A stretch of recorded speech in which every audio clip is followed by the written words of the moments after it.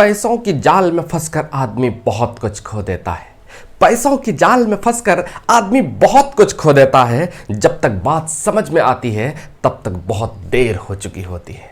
जोहार, आदाब, नमस्कार। मैं जुबैर अहमद। आज की जो मैं कहानी आपको सुनाने जा रहा हूं, ये कहानी आपको रोंगटे खड़े कर देगी।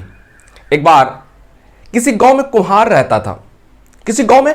रहता था और बहुत अच्छे अच्छे मिट्टी के बर्तन बनाते थे। लेकिन कुम्हार में यह बात थी कि वो शराब का बड़ी आदी था। बहुत शराब पीते थे।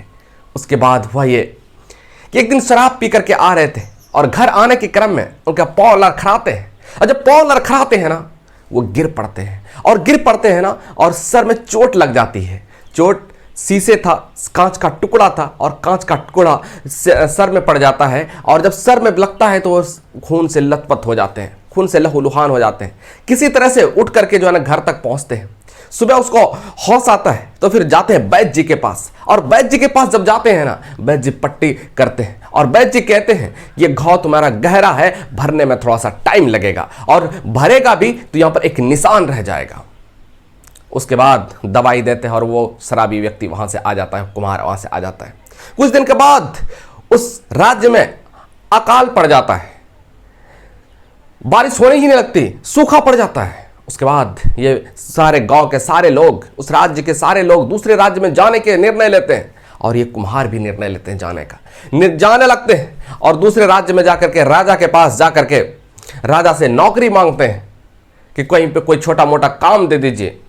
तो राजा साहब देखते हैं इनके सर पर एक जख्म का एक निशान है। तो राजा साहब सोचते हैं हो सकता है ये जो है ना बहुत बहादुर सेना हो, और वो युद्ध में लड़ाई की वजह से जो है ना इसका जो है निशान आ गया हो, चोट लग गया हो, उसका ये निशान हो। और ये सोच करके राजा साहब उसको बड़ा मंत्री के पद उन्हें दे देते हैं।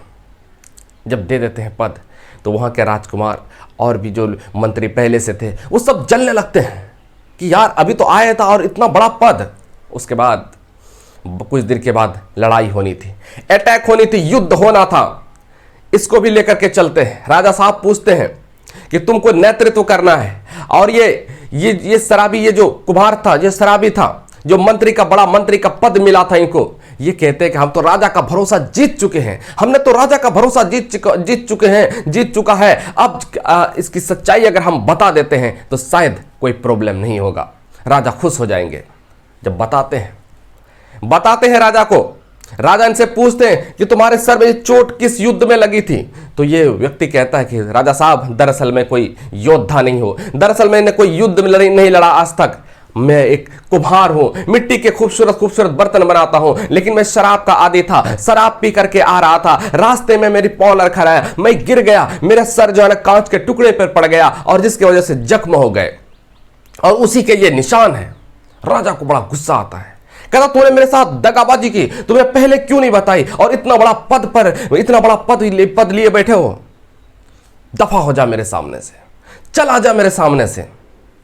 कहते कि राजा साहब माफ करिए, आज के बाद अपनी जान भी देने के लिए तैयार है। कहा कि कुछ नहीं, अगर किसी मंत्री को पता चलेगा, राजकुमार को पता चलेगा, तुम्हें हत्या करवा देगा, तुम्हें मरवा देगा। ये अगर तुम अपनी जान बचाना चाहते हो तो तुम यहां से निकल जाओ। निकल जाते हैं वहां से। तो दोस्त, इस कहानी का मैसेज ये है कि सच्चाई एक ना एक दिन सामने आ ही जाती है। आप कितनों छुपा करके रखें, लेकिन सच्चाई कभी छुपती नहीं है, सच्चाई सामने आ ही जाती है।